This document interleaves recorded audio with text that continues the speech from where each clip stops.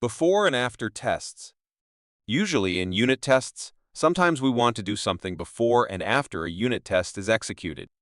If the code we do before and after is always the same between unit test functions, then manually creating the unit test function is tedious and results in too much duplicate code. Luckily in Golang, there is a feature called testing.m.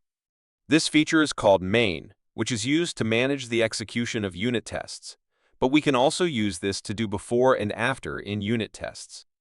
Testing.m.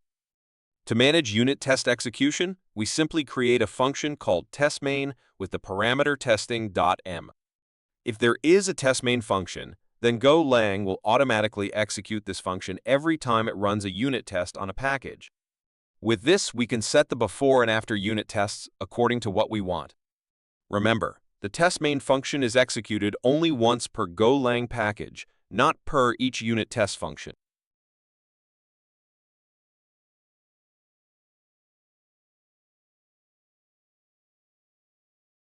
We will try the before and after test.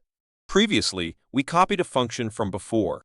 To run the before and after test, we need to create a function with a testing parameter of type .m.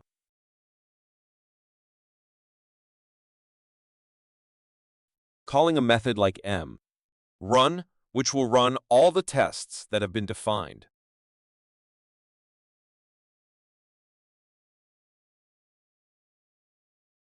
If we try the test, the results contain the before and after process.